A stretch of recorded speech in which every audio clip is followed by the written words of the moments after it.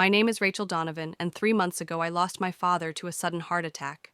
That loss alone felt like the ground had split beneath me, but what followed cut even deeper, because the one thing he left me, the only piece of him I could hold in my hands, was stolen not by strangers but by the very people who were supposed to be my family. Let me take you back to the moment I realized my father's most precious belonging, his Rolex date, just was gone. That watch wasn't just stainless steel and gears, it was his life story carved into time. He had received it from my grandfather when he landed his first big engineering project, and I grew up watching him check it at graduations, birthdays, and even those lazy Sunday dinners we never skipped. When he passed, his will was short, almost humble.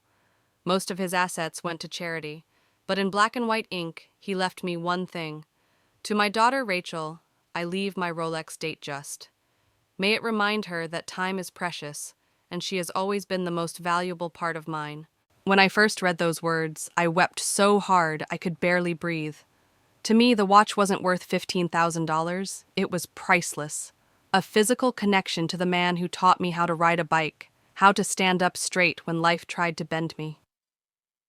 I should have kept it on my wrist that very day, but in the chaos of funeral arrangements, I made what would become the worst mistake of my life.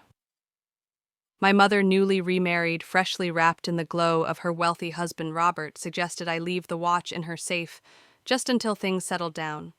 I agreed, trusting her. That trust would soon be shattered.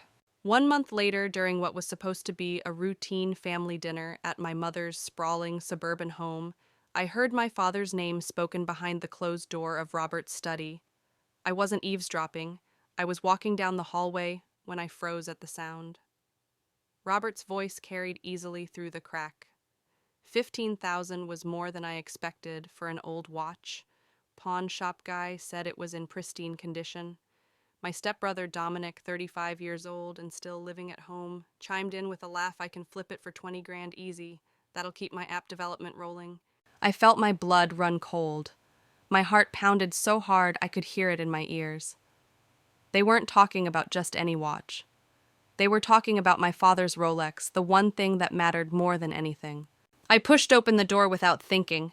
My voice cracked, but it was sharp enough to slice through their smug conversation. "What watch are you talking about?" That's how my story begins, not with grief, but with betrayal. And if you're watching this right now, know that what unfolded after that confrontation would uncover not only theft, but secrets buried so deep they almost died with my father. This is not just a story about a watch. It's about what happens when family turns into thieves, when trust is broken, and when the truth finally claws its way into the light. The moment the words left my mouth, the room froze. Robert straightened slowly from behind his oversized mahogany desk, his whiskey glass still in his hand. Dominic didn't even bother to look up from his phone.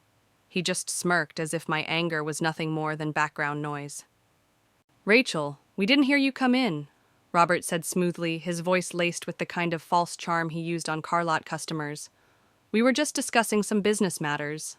I stepped further into the room, my pulse racing.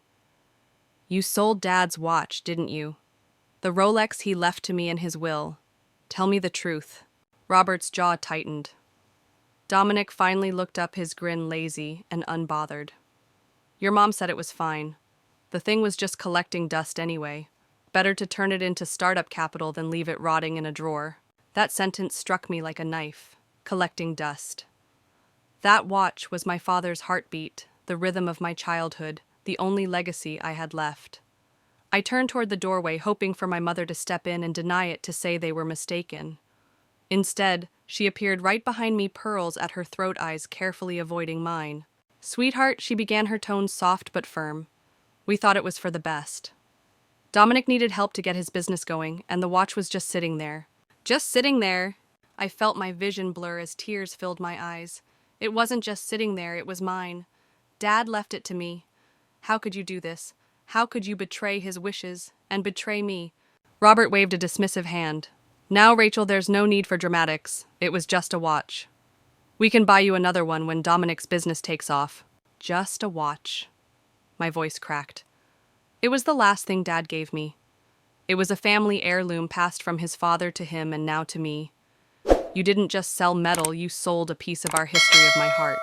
Dominic leaned back, utterly unfazed. Look, the money is going to a good cause.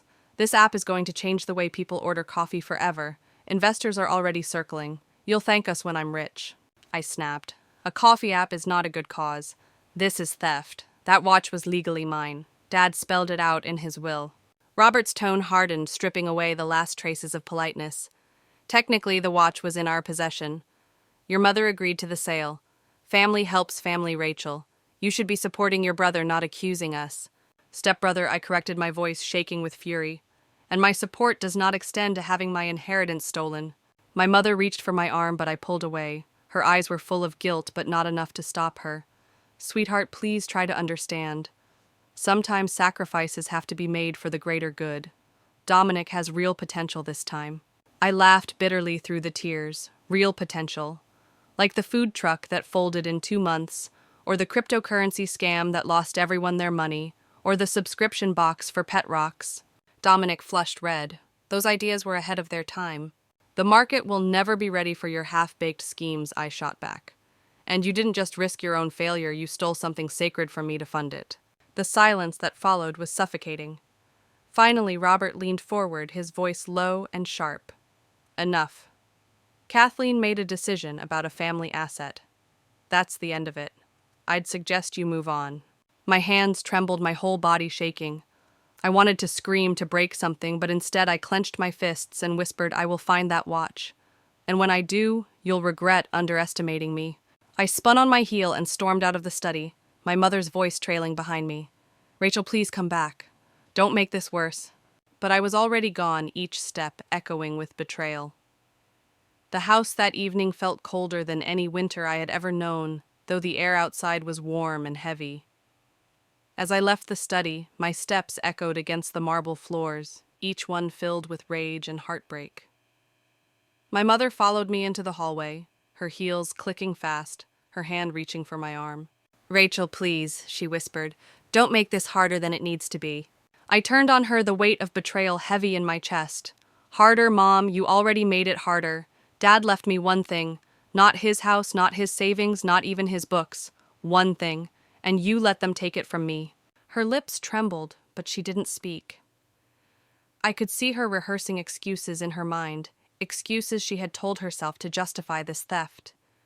But none of them mattered. Nothing could erase the fact that she had stood by and let Robert and Dominic sell the last tangible memory of my father. Dinner that night was excruciating. We sat at that long mahogany table, Robert at the head like some self-appointed king, Dominic lounging like a prince who'd never earned his throne, and my mother sitting stiff and silent beside me. The table was covered with food, steak, roasted potatoes, asparagus, the works, but every bite tasted like ashes in my mouth. Robert tried to keep the conversation going, talking about the potential of Dominic's coffee app, explaining how users could pre-order drinks from local cafes and pick them up without waiting in line. He described it like it was a revolution, not realizing, or maybe not caring, that apps like it already existed better and smarter than whatever Dominic had pieced together. Seed money from the watch is just the beginning, Dominic said smugly, twirling his fork. Once we build the prototype, we'll be in front of venture capitalists. I'm thinking at least $5 million for the first round. I set my fork down hard enough to make the silverware rattle. You used my inheritance, my father's gift to me, for this recycled idea with no backbone. You sold his memory for your pipe dream. Dominic rolled his eyes. You're being melodramatic. It's not like the watch was doing you any good, and if this app succeeds, you'll be glad we took the risk. I laughed, bitter and sharp. No, I'll never be glad. That watch was never yours to sell. It wasn't yours, it wasn't Robert's, and it wasn't Mom's. It was mine. Dad made that clear. Robert's voice cut in smooth but laced with steel. Technically, Rachel, the watch was in our possession. Kathleen had it in her safe. She made the decision. Family property is fluid, you should understand that by now. My mother shifted uncomfortably but said nothing. And that silence hurt more than Robert's words. She wasn't just complicit, she was compliant. The longer I sat there, the more the fury built inside me. I couldn't take another minute of Robert's smug tone, Dominic's arrogance, or my mother's silence. Finally, I shoved back my chair and stood. I can't sit here and pretend this is normal, I said, my voice shaking. You didn't just sell a watch, you sold the only piece of my father I had left. You betrayed him. You betrayed me." Robert chuckled under his breath, sipping his drink. "You're being overdramatic, Rachel. Life moves on. So should you." I stared at him, then at Dominic, then at my mother. The three of them sat there as though I were the problem, as though grief and betrayal were character flaws. And in that moment, I felt something inside me shift. I wasn't going to let them rewrite this story. I wasn't going to let them bury my father's legacy beneath Dominic's failures and Robert's arrogance. "I'll find that watch," I said softly, but with a conviction that startled even me. "And when I do, none of you will be able to pretend this never happened." Dominic smirked. "Good luck with that. The money's already gone." I didn't respond. I just grabbed my coat, walked out of that suffocating house, and let the door slam behind me. Outside, the night air hit my face, cool and bracing. I sucked in a shaky breath, my chest burning with fury and grief. As I drove away, tears blurred the road. It felt like I was losing my father all over again, like the one connection I had left was ripped from me by the people who should have protected it. But beneath the grief, a flicker of resolve burned. They thought this was over. They thought I'd accept their betrayal. But they didn't know me. This was only the beginning. The next morning, I woke with swollen eyes and a pounding head, as if grief had physically bruised me. Sunlight spilled through the blinds, but it didn't warm me. It only revealed how hollow I felt. I sat at the edge of my bed, staring at my father's old photo on the dresser. He was smiling, holding me when I was 5 years old, wearing that Rolex on his wrist. My throat closed and I whispered, "I'm sorry, Dad. I should have protected it better." But sorrow quickly hardened into determination. I couldn't undo what Robert and Dominic had done, but I could fight. I decided I wouldn't just stew in anger, I would track down the watch piece by piece if I had to. I started by calling local pawn shops. One after another, I asked the same question: had they recently acquired a Rolex Submariner Gold with a black dial engraved on the back with the initials JHC. Most owners were polite, but quick to say no. By the 10th call, I could hear the dismissal in their tone before they even answered. Still, I refused to give up. I drove across town visiting the shops myself. The smell of dust and metal clung to every counter, and the fluorescent lights made everything look cheap. In one shop, an elderly man shook his head and said, "Sweetheart, a Rolex like that doesn't stay in one place for long. If it came through here, it's already in someone's collection or melted for parts." The thought made my stomach turn. To think that my father's legacy might be dismantled piece by piece for quick cash, it was unbearable. By afternoon, exhausted and no closer to answers, I pulled into a coffee shop. I sat with my hands wrapped around a paper cup, staring at the foam, when a voice cut through my thoughts. "You look like you lost something important." I glanced up. It was Eric, a childhood friend I hadn't seen in years. He had been the boy next door, the one who helped me climb trees and patched my knees when I scraped them. Time had sharpened him. Now he wore a fitted shirt, his hair neat, his eyes kind but perceptive. I swallowed hard. I did. My father's watch. Robert and Dominic sold it without my permission. Eric's expression darkened. That watch meant everything to him. I remember he never took it off. I nodded, blinking back tears. "I've been calling pawn shops all day, but I'm running out of options." He leaned forward, lowering his voice. "Rachel, I work in estate law now. I've seen cases like this. That watch was bequeathed to you in your father's will. Selling it without your consent is theft. You might have legal standing." The word theft rang in my ears. Robert had tried to dismiss it as family property, Dominic as startup capital, and Mom as a necessary sacrifice. But hearing Eric call it what it really was gave me strength. "You mean I could sue them?" I asked. "You could. And if they sold it to a dealer knowingly, you might be able to track the transaction. Paper trails are harder to erase than they think." Hope flickered. "Would you help me?" Eric smiled faintly. "Of course, your dad always believed in fairness. I owe him that much." For the first time in days, I felt less alone. We spent the next hour sketching out a plan. I'd gather a copy of my father's will showing the Rolex was mine. Eric would draft inquiries to local dealers and collectors. If the watch had been sold legitimately, records would exist. As I drove home later that evening, a strange calm settled over me. Yes, I was still angry. Yes, I still felt betrayed. But now I had direction. I had someone on my side. And deep down, I knew Robert and Dominic had underestimated me. They thought I would fold under the weight of grief. They thought I'd stay quiet. But they were wrong. This wasn't the end of the fight. It was just the beginning of a war. The following week was a blur of paperwork and late-night research. Eric guided me through every step, his calm presence balancing my restless anger. Together, we gathered documents, my father's will bank records, even old photographs of him wearing the Rolex. Each piece of evidence felt like a weapon proof that what Robert and Dominic had done wasn't just immoral, but illegal. One evening, Eric spread the papers across his kitchen table, the lamplight casting long shadows. "Look here," he said, pointing to a clause in the will.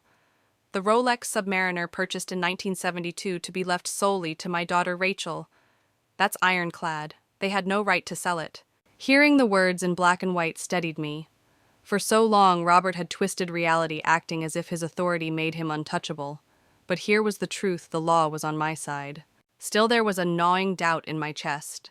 Legal battles weren't quick, and Robert had deep connections. He knew judges, business owners, and politicians. Fighting him felt like fighting the entire town. Eric must have read my silence. "Rachel, you're scared he'll bury this before it starts. But power doesn't erase paper trails. We'll find out where that watch went. Once we do, the story changes." The thought gave me courage, but it also brought a heavier question. What if the watch was gone forever? Even if I proved Robert wrong in court, what if I never held my father's watch again? That night, as I sat in my car outside my mother's house, I debated going in. My hand hovered over the keys, heart hammering. Finally, I stepped out and knocked. She opened the door, her eyes widening with surprise. "Rachel," she whispered, as though saying my name out loud was forbidden. "Mom," I said, steadying my voice, "I need you to tell me the truth. Who did Robert sell the watch to?" Her shoulders sagged. She looked smaller than I remembered, like the years of silence had shrunk her. "I don't know all the details. Robert handled everything. But I think he used one of his golf friends, a man named Henderson. He deals in jewelry quiet sales." The name struck me like a spark. Henderson, a known collector in town, someone who kept rare pieces locked in private vaults. "Mom, why didn't you stop him?" I asked, my throat raw. Tears filled her eyes. I was afraid. Robert controls everything, money, the house, even me. I thought if I resisted, he'd cut me off completely. I didn't want to lose both my husband and my son. Her words stabbed me, but I forced myself to stay calm. "You already lost me, Mom. You just don't realize it yet." I left before she could answer, slamming the door behind me. My heart ached, but I knew now what I had to do. Henderson was the key. If I could confront him, maybe, just maybe, I could bring the watch home. Eric agreed instantly when I told him. "Henderson won't admit anything to you alone. But if we send a formal letter demanding return of stolen property, he'll have to respond. If he resists, we take it to court." The plan was falling into place, but as I prepared for the fight ahead, a new kind of fire burned in me. This wasn't just about a watch anymore. It was about standing against Robert's tyranny, about refusing to let him rewrite the past or erase my father's love. And here's where I'll pause to ask you, listening now, what would you do in my shoes? Would you fight for a memory, for something everyone else told you to forget? Or would you walk away, leaving it buried under someone else's greed? Tell me in the comments, because your perspective might shape how others see battles like mine. And don't forget, subscribing keeps you here in this circle where stories of betrayal and resilience remind us we're not alone. Because this was no longer just my story. It was a story about anyone who's ever had something stolen and dared to take it back. The next few days felt like a storm gathering on the horizon. Eric prepared the legal letter carefully, wording it so Henderson couldn't wriggle free. I meanwhile wrestled with emotions that swung like a pendulum, hope one minute, despair the next. Every time I thought about that Rolex locked away in Henderson's private vault, my pulse quickened. Finally, the letter was delivered. Henderson had two choices: return the watch voluntarily or face legal action. For 3 days, there was silence. On the 4th, an envelope arrived at Eric's office. Inside was a cold, dismissive reply. "Item acquired through fair sale," Henderson's attorney wrote. "No wrongdoing on our client's part. Claims are baseless." My fists clenched as Eric read it aloud. "Fair sale," I snapped. "It was stolen from me." Eric set the letter down gently. "He's hiding behind Robert's influence. But this tells us something important: the watch is still in his possession. He wouldn't deny if he didn't have it." The revelation sent chills down my spine. It was closer than I had dared to hope. But Henderson wasn't just any collector. He was the kind of man who prided himself on untouchable deals. Breaking through him would take more than paperwork. That night, I couldn't sleep. I lay staring at the ceiling, remembering the weight of the Rolex on my father's wrist, the way sunlight used to glint off its face when he raised a glass at family dinners. My grief sharpened into resolve. Henderson had my father's legacy, but he had no right to keep it. The next morning, Eric and I met in a downtown diner. The clatter of dishes and low hum of conversation couldn't drown out my fury.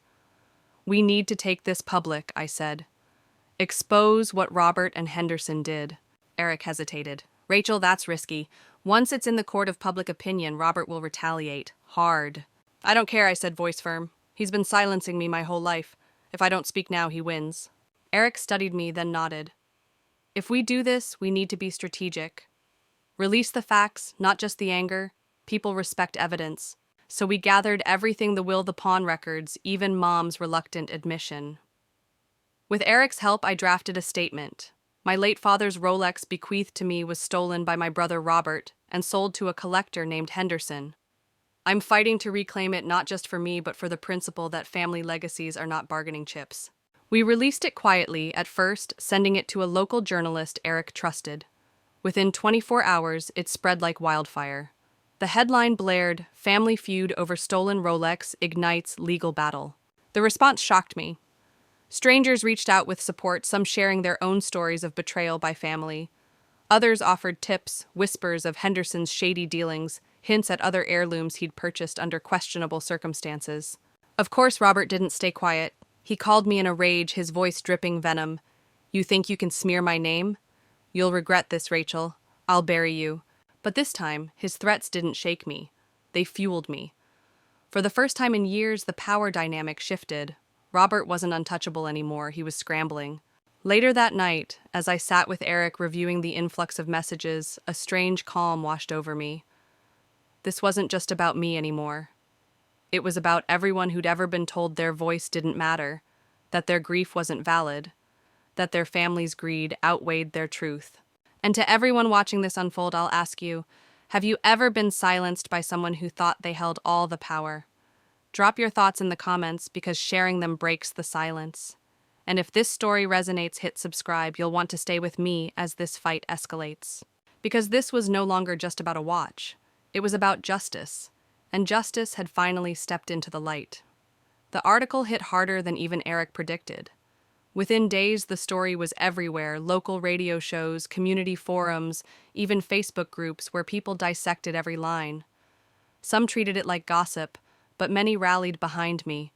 They saw me as the underdog fighting a corrupt brother and his wealthy accomplice. For the first time, I didn't feel invisible. But fame, even the unwanted kind, comes with a cost. Robert doubled down, calling in favors from his business contacts. Suddenly, anonymous comments flooded the articles. "She's lying. She's broke and desperate. Probably just wants a payout." Typical drama queen. The slander stung, but it also revealed Robert's fear. If he was truly confident, he wouldn't bother with smear campaigns. Then came the shocker. Henderson's attorney sent another letter, this time threatening me. They accused me of defamation and warned of serious legal repercussions if I didn't retract my claims. I remember holding the letter with trembling hands, the words blurring as my eyes filled with tears. Eric took it gently from me. "Rachel, this is intimidation. Don't let it work. It means they're nervous. We stay the course." Still, fear crept in. Could Robert really destroy me? Could Henderson crush me with his wealth and influence? That night, I sat in the quiet of my apartment, the hum of the refrigerator, the only sound. I thought of my father. He had been a man of principle, someone who stood tall against pressure. If he could see me now, would he tell me to keep fighting or to walk away for my own safety? The next day, Eric had news. A contact of mine, a journalist, dug deeper into Henderson. Turns out he's been investigated before for shady acquisitions. Nothing ever stuck, but the pattern's there. If we push this story further, others might come forward. My chest tightened. This wasn't just about my father's watch anymore. It was about shining a light on a man who had likely stolen memories from other families too. That realization gave me strength. "Then we push," I said, "all the way." We scheduled an interview. Sitting under the studio lights with cameras rolling, I told my story in my own words. I spoke about my father, about the betrayal, about the watch that was more than metal and gears. It was memory, love, history. I didn't cry, though my throat burned. I wanted the world to see me not as a victim, but as a fighter. The interview aired, and the response was explosive. People shared it across platforms, tagging me with words of encouragement. Some even organized an online petition demanding Henderson return the watch. For every hateful comment Robert's allies spewed, 10 strangers defended me. It was overwhelming, like an invisible army had appeared at my side. Robert, of course, raged harder. He showed up at my workplace unannounced, his voice booming in the lobby as he accused me of humiliating the family. My coworkers stared, whispers buzzing in the air. For a moment, shame tried to creep in. But then something inside me shifted. I didn't shrink away like before. I looked him in the eye and said, "This isn't your family's reputation anymore, Robert. It's yours. And you're the one destroying it." The silence that followed was deafening. He stormed out, his face red with fury, but for the first time I didn't feel small. I felt free. That night, Eric called with cautious optimism. "Rachel, things are turning. Henderson's name is getting dragged through the mud. He might crack sooner than we think." I lay awake, staring at the ceiling again. Except this time, the silence wasn't suffocating. It was filled with possibility. For the first time since this began, I believed the watch could come home. The interview changed everything. I couldn't step outside without feeling the weight of curious eyes. At the grocery store, a stranger stopped me mid-aisle, whispering, "You're that girl fighting for her dad's Rolex, right? Keep going. Don't let them win." Her words lit a fire in me, but also reminded me how public my private pain had become. Robert predictably escalated.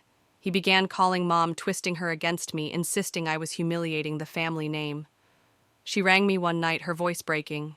"Rachel, maybe just let it go. It's only a watch." Only a watch. The phrase sliced through me like glass. How could she not see? It wasn't about the object, it was about my father's memory, my rightful place in a family Robert had tried to erase me from. But Eric had a plan. "We're going to shift this from a family feud to a human story," he said. "People care when they see what's universal. Love, memory, betrayal." So we leaned into it. We released old photos of my dad wearing the watch, him lifting me onto his shoulders at the county fair, the Rolex glinting in the sunlight, him clapping at my high school graduation, the watch peeking out from beneath his cuff. They weren't just images, they were proof that this wasn't about greed. It was about legacy. The photos struck a nerve. People began posting their own heirlooms online, sharing stories of rings, medals, and trinkets passed through generations. A hashtag caught fire: Jew, our legacies. What started as my fight became something larger, a collective refusal to let memory be stolen. Of course, Henderson hated it. His attorney fired off another letter accusing me of inciting harassment. But this time I didn't tremble. I laughed bitterly. "He's worried," I told Eric. "He can feel the ground shifting." Still, the tension bled into my personal life. Friends avoided inviting me to gatherings, unsure if my drama would follow. At work, whispers lingered even after Robert's outburst. Some colleagues rallied to me, others kept their distance. One evening, overwhelmed, I drove out to the lake my father used to take me to. Sitting by the still water, I whispered into the night, "Dad, am I doing the right thing?" The wind stirred the reeds, and though I knew it was just nature, I felt as if the silence answered me. Eric joined me the next day with news that changed everything. "Rachel, we've got someone, an ex-employee of Henderson's, who's willing to talk. They claim Henderson has a vault full of heirlooms just like your father's watch. Items bought cheap, often from shady relatives. He calls it his collection of broken families." The phrase chilled me to my core. Collection of broken families. That's what he saw us as, fodder for his twisted trophies. Eric leaned in. "If this person goes public, Henderson's empire cracks. And when it does, your father's Rolex comes tumbling out." I felt a rush of hope, sharp and dizzying. But fear, too. Henderson was powerful. People who crossed him didn't always land safely. That night, I journaled feverishly, trying to capture the whirlwind inside me. This wasn't just a legal battle anymore. It was a moral one. Henderson wasn't just keeping my father's memory hostage. He was profiting off the grief of countless families. And if there's one thing I've learned in this fight, it's that silence feeds the abuser. Breaking it is the only way forward. To those of you watching this unfold, I'll ask you something. What would you do if someone tried to erase your legacy? Would you stay silent? Or would you fight, even when the odds towered against you? Share your answer below, because every story adds strength to this fight. For me, the choice was clear. Henderson might think he held all the cards, but he didn't count on me being willing to burn the whole deck to get justice. And as the whispers around his empire grew louder, I realized the cracks were already forming. The day the whistleblower agreed to speak publicly was the day I realized Henderson wasn't invincible. Eric arranged a quiet meeting in a cafe on the edge of town. The man, an older clerk who'd worked for Henderson for years, slid into the booth across from us, with eyes darting nervously. His first words were barely a whisper. He has more than 50 heirlooms locked away. Watches, medals, even war letters. He brags that desperate families make him rich. Hearing it aloud was sickening. My father's Rolex wasn't an isolated theft, it was part of a grotesque collection built on grief. The man handed Eric a folder filled with copies of inventory sheets and photos. Grainy images of pocket watches, military pins, even a wedding ring with an inscription blurred from age. Each item carried a story, a wound, a family robbed. My stomach twisted. We left the cafe knowing we held dynamite. But with dynamite came danger. Within 48 hours, Henderson's lawyers filed for an injunction demanding we cease unauthorized disclosures. Eric smirked at the irony. They're panicking, he said. That's why they're flailing. But Robert, he was furious. He stormed into my apartment without warning, pounding on the door until my neighbors peeked out. Rachel, do you understand what you're doing? You're going to bury this family. You'll regret this when Henderson destroys you. For a moment, fear froze me. Then I noticed his shaking hands. He wasn't just angry, he was terrified. I met his glare. No, Robert. You'll regret siding with him when the truth comes out. He left, slamming the door so hard a picture frame fell from the wall. That night I couldn't sleep. The inventory photos haunted me, each one a reminder that this fight was no longer just mine. I opened my laptop and wrote a letter, not to Henderson, not to Robert, but to the world. I posted it online under the hashtag #OurLegacies. These aren't just objects. They're fragments of lives, symbols of sacrifice, whispers of love. Henderson turned them into trophies, but they belong with families not behind a lock. My father's Rolex is only one piece of a much larger theft. The post exploded. Thousands shared it within hours. Strangers added their voices demanding investigations. Journalists camped outside Henderson's mansion. For the first time, it wasn't me versus him. It was all of us. And yet I knew this story wasn't over. Henderson hadn't given up. Powerful men rarely surrender quietly. Eric called the next morning, his tone urgent. Rachel, be ready. When we push this to court, things will get uglier. He'll try to smear you harder. He'll dig into your past, twist everything. But remember, you've already lit the match. Now the fire's spreading. I stood at my window watching the sunrise wash over the city. It struck me, Henderson thought he was untouchable because he held the heirlooms of broken families. But he forgot something crucial. When broken families find each other, they're not weak. They're an army. To everyone watching this, I'll leave you with a question. What would you do if you discovered the keepsake your grandfather carried through war, or the ring your grandmother never took off was locked away in a stranger's vault? Would you let it stay there, or would you demand it back? Think about it, because stories like mine might be closer to your life than you realize. As I clicked off the call with Eric, I whispered to myself, Dad, I'm closer now, closer than ever. The Rolex was out there behind a wall of lies, but so was the truth, and it was finally breaking free. The courthouse smelled of old wood and dust, the kind of place where lives had been decided for generations. As I walked through the heavy doors that morning, flashes exploded from cameras, reporters shouting my name, demanding answers. For the first time, I didn't lower my head. I straightened my back, the memory of my father's watch on his wrist pushing me forward. Inside, the tension was electric. Henderson sat at the defense table, his tailored suit pristine, his smirk rehearsed. Robert was there too, planted firmly behind him like a loyal dog refusing to meet my eyes. I wanted to feel anger, but what I felt was something sharper, pity. The judge called us to order, and Eric rose with the confidence of a man who knew the truth was on his side. He laid out the evidence, the whistleblower's testimony, the inventory sheets, the photographs of Henderson's grotesque collection. Each piece landed like a hammer on the courtroom's silence. When it was Henderson's turn, his attorney tried to spin the story. My client is a collector, the lawyer argued smoothly. These families willingly sold their items. There is no theft, only regret. I clenched my fists under the table nails, biting into my palms. Regret my father never sold his Rolex. He died with it, and now it sat in a stranger's vault. Then Eric dropped the bomb. Your Honor, he said, sliding a sealed envelope across the table, we have evidence that Mr. Henderson's purchases were often facilitated by threats, manipulation, and false promises. Families were cornered, desperate, deceived. And in the case of my client, Rachel Carter, the watch was never his to buy. It was stolen. Gasps rippled through the room. Henderson's smirk faltered for the first time. The judge leaned forward, her expression sharp. We will hear this evidence in full. But if what you claim is true, Mr. Henderson may face not only civil liability, but criminal charges. Robert shifted uncomfortably in his seat. At recess, I stepped outside for air, my chest tight from holding back emotions. A woman approached me quietly.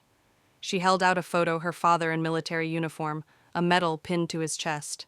He had it when he came back from Vietnam, she whispered. Henderson has it now. Please don't stop. You're fighting for all of us. Her words hit harder than anything said in court. This wasn't just about me anymore. It was about every family Henderson had preyed on. Back inside, Eric pressed harder, presenting witness after witness.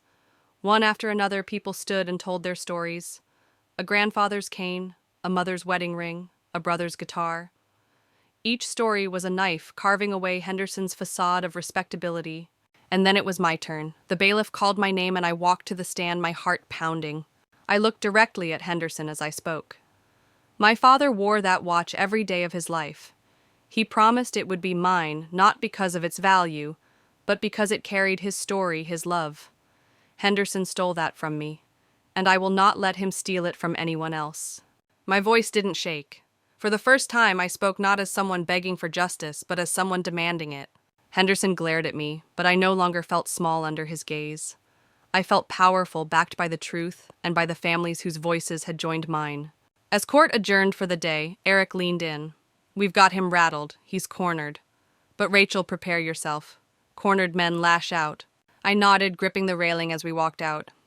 Henderson wasn't done fighting, but neither was I. And as I stepped past the reporters, one question echoed in my mind. When this is over, will justice bring me peace or just another battlefield? The trial stretched into its second week, and by then the city was buzzing with whispers. Headlines screamed across morning papers, collector or criminal Henderson faces heirloom scandal. Strangers stopped me on the street, squeezing my hand, thanking me for standing up. Yet with every show of support, I also felt the tightening coil of danger, as though Henderson's reach could strike at any moment. That sense proved right one late evening. I was walking home after a long day in court when a dark sedan slowed beside me. The tinted window rolled down and a man's voice called out, "You should think twice before dragging a respected man's name through the mud." The car idled just long enough for my heart to lurch before it sped off, tires screeching. I stood frozen on the sidewalk, my pulse hammering. Henderson wasn't just fighting in court, he was trying to scare me into silence. When I told Eric, he nodded grimly. Classic intimidation. Don't let it derail you. It means he's desperate. And desperate men make mistakes. Still, I couldn't ignore the unease. That night I double-checked my locks, drew the curtains, and slept with the phone in my hand. The Rolex wasn't just a watch anymore, it was a target pulling me deeper into a war I hadn't chosen. The next day in court, Henderson's team attempted a new strategy: smear me. They painted me as an opportunist, someone exploiting her father's death for attention. Ms. Carter, the defense lawyer, sneered. Isn't it true you've used this tragedy to build a following online? #movements, interviews, fundraising? Maybe the Rolex isn't the only thing you're chasing. For a split second, shame flickered. Then anger burned it away. I leaned forward, my voice steady. Do you know why people follow my story? Because it isn't just mine. Every object in Henderson's vault is a stolen story. People are tired of being silenced. I'm not chasing fame. I'm chasing justice. The gallery erupted in applause until the judge silenced the room.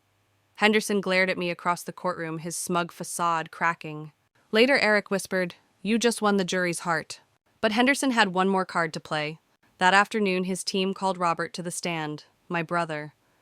My stomach dropped as he walked to the witness box, his eyes flickering toward me before darting away. The defense attorney asked smoothly, "Mr. Carter, would you say your sister has a history of exaggeration?" Robert hesitated. I could almost see the battle inside him. Then to my horror, he nodded. "She's always been dramatic, obsessed with Dad's things. Maybe she misremembered. Maybe the watch wasn't as important as she says." Each word was a blade. I wanted to scream at him to remind him of the nights we sat by Dad's hospital bed, of the way Dad's hand, Rolex glinting, had squeezed ours one last time. But I sat silent, nails digging crescents into my palms, forcing myself not to break. Eric rose on cross-examination. His tone was calm, surgical. "Mr. Carter, do you remember your father's will? The line that specified the Rolex be passed to Rachel?" Robert swallowed hard. I don't recall." Eric smiled coldly. "Interesting, because we have the document right here." He lifted the will, reading the words aloud. "To my daughter Rachel, I leave my Rolex timepiece, a symbol of our bond." The jury shifted, murmuring. Robert's face drained of color. I exhaled, the tension releasing in a single tremor. Henderson had tried to use my brother against me, but the truth had spoken louder. Still, the damage lingered. As Robert stepped down, his eyes briefly met mine. There was no triumph there, only shame. For a moment, I almost wished things could go back to before all this.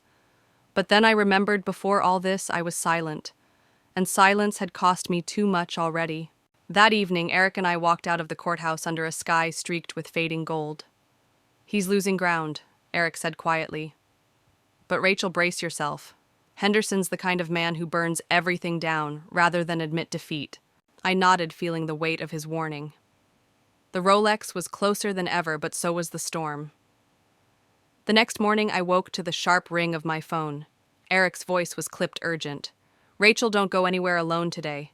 Henderson's team filed a motion overnight. They're pushing to have the case thrown out on a technicality." My stomach clenched. A technicality. After all the testimony, all the evidence, after my brother's humiliation on the stand, they wanted to erase it with paperwork. When we entered the courthouse, the atmosphere was different. The air itself seemed heavy-charged. Henderson was already there, lounging with false confidence, his smirk back in place. He wanted us to believe we were losing control. His attorney argued first. "Your Honor, my client's acquisitions, however unfortunate they may appear, were legally processed through private contracts. At best, this is a matter of buyer's remorse. At worst, it's a personal vendetta being waged in your courtroom." The words felt poisonous, seeping into the chamber. For a moment, the jury shifted uncomfortably, as if the spell might be working. Then Eric stood.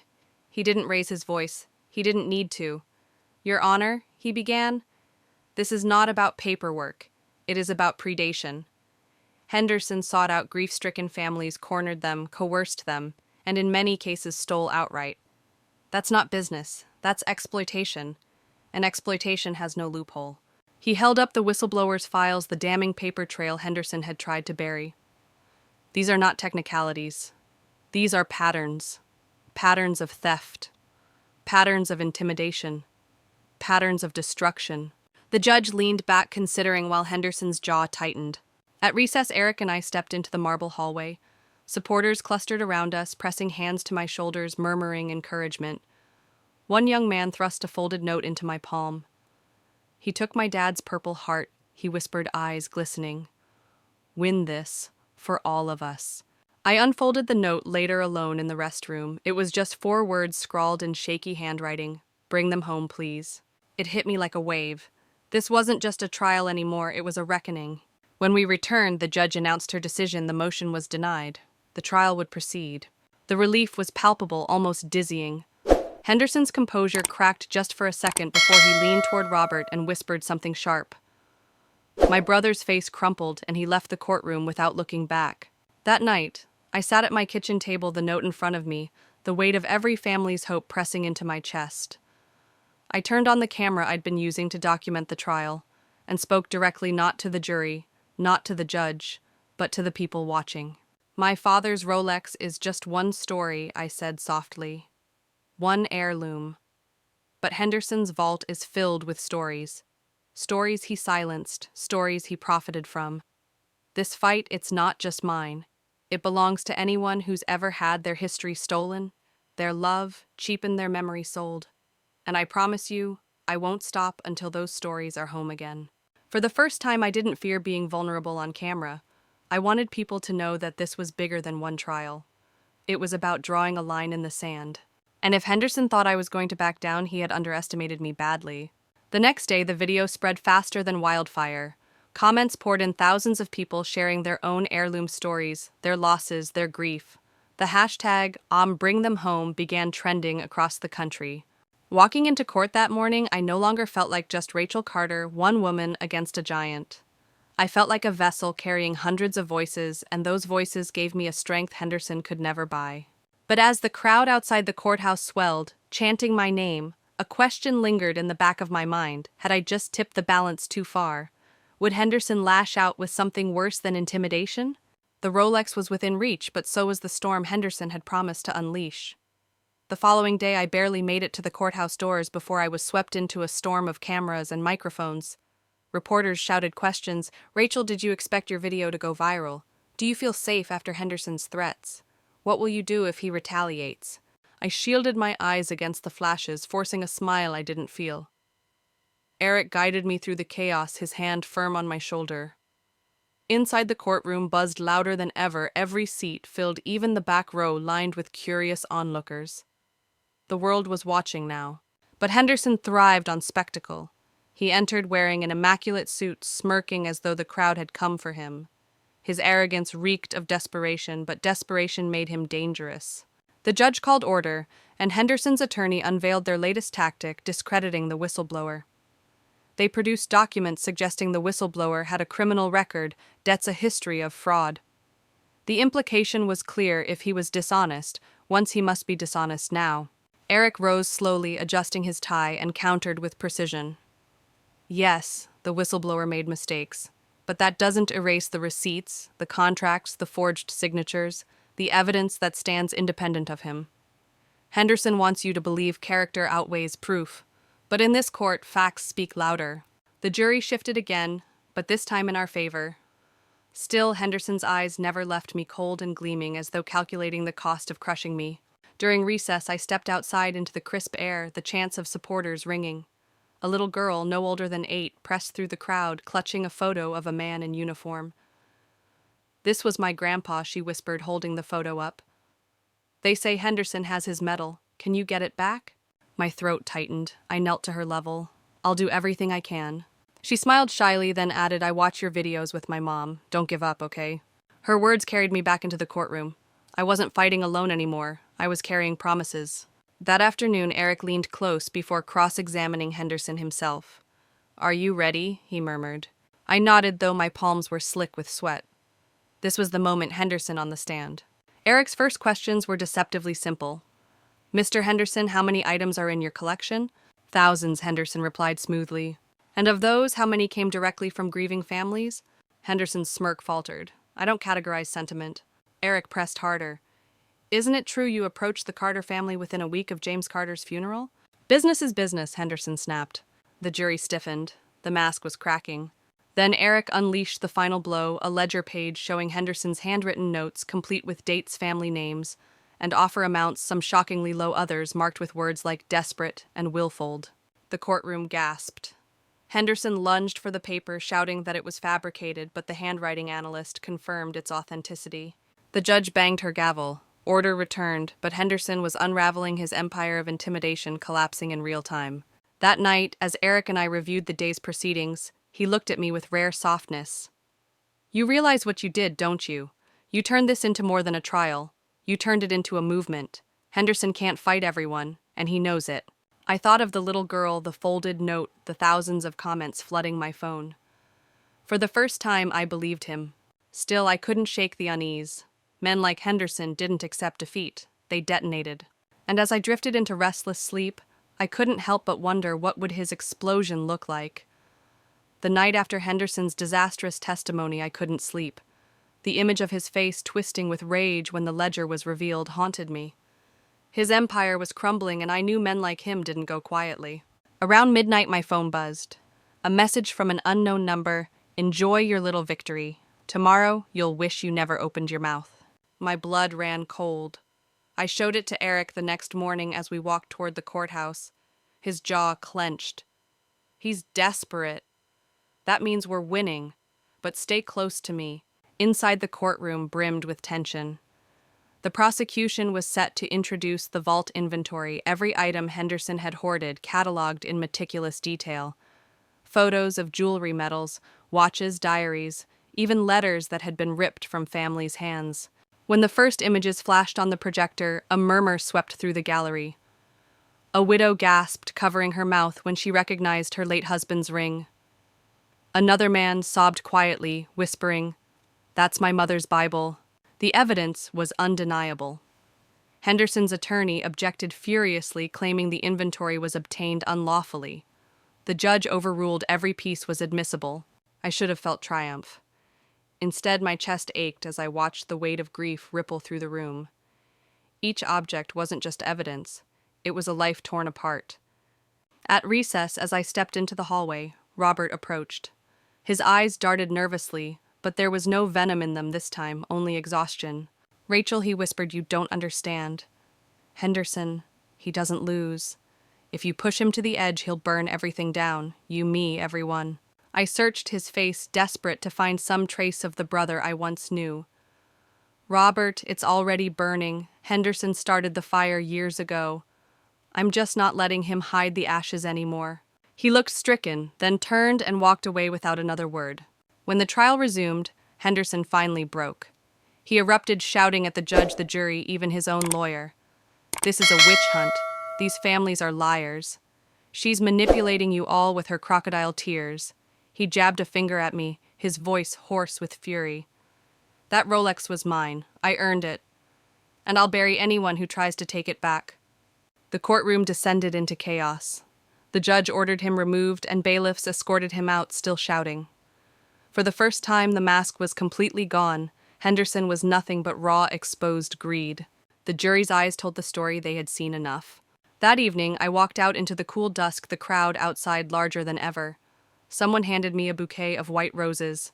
A veteran stepped forward, saluted, and pressed a medal into my hand. "This is my brother's," he said. "I got it back because you fought. Thank you." Tears blurred my vision. I wanted to believe this was the turning point, that the tide had finally irreversibly turned. But as I reached my car, another note was waiting under the windshield wiper. This one was shorter, the handwriting jagged, almost frantic. "If I go down, you go with me." The words chilled me more than Henderson's courtroom tirade, because I realized in that moment the trial might end in victory, yet the real battle outside those walls was only beginning, and I wasn't sure who would survive it. The final day of the trial dawned heavy with tension.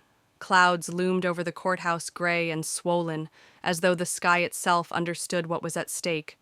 I clutched the medal the veteran had given me the night before, its weight steadying my hands. Today wasn't just about me, it was about every family Henderson had stolen from, every name reduced to a line in his ledger. Inside, the courtroom buzzed with an electricity I'd never felt before. The prosecution presented closing arguments with the sharpness of a blade. "This isn't about business," Eric said, his voice echoing through the chamber. "This is about theft. This is about grief, exploited trust, violated families shattered.